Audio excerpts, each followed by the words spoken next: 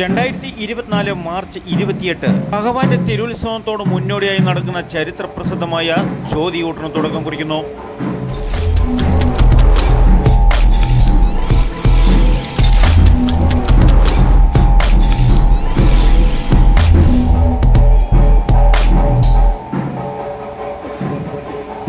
ചരിത്രപ്രസിദ്ധമായ തൊടുപുഴ കണ്ണൻ്റെ തിരുത്സവത്തിന് തുടക്കം കുറിച്ചുകൊണ്ട് 1199 ആണ്ട് മീനമാസം 15 വ്യാഴം ഇന്ന് രാവിലെ 10 നടക്കുന്ന കലവറ നിറയ്ക്കൽ, 12 മണിക്ക് നടക്കുന്ന മഹാപ്രസാദ ഊട്ടോടെ ഭഗവാന്റെ പിറന്നാൾ ദിനമായ ഇന്ന് ചോതിയൂട്ടിന് തുടക്കം കുറിച്ചുകൊണ്ട് തിരുത്സവത്തിൻ്റെ പ്രാരംഭ നടപടികൾക്ക് തുടക്കം കുറിച്ചു.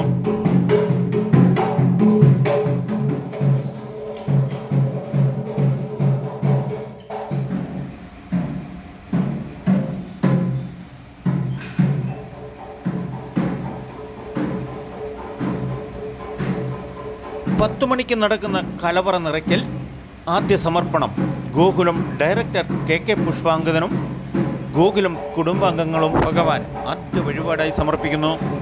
KK പുഷ്പാങ്കദൻ ക്ഷേത്രം രക്ഷാധികാരിയും കൂടിയാണ്.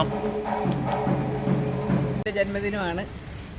ഉത്സവത്തിന് മുന്നോടിയായിട്ട് നടക്കുന്ന പ്രധാന ചടങ്ങാണ് ചോതിയൂട്ട്. ഇന്ന് 10 ദിവസം കൊണ്ട് ഉത്സവമാണ്.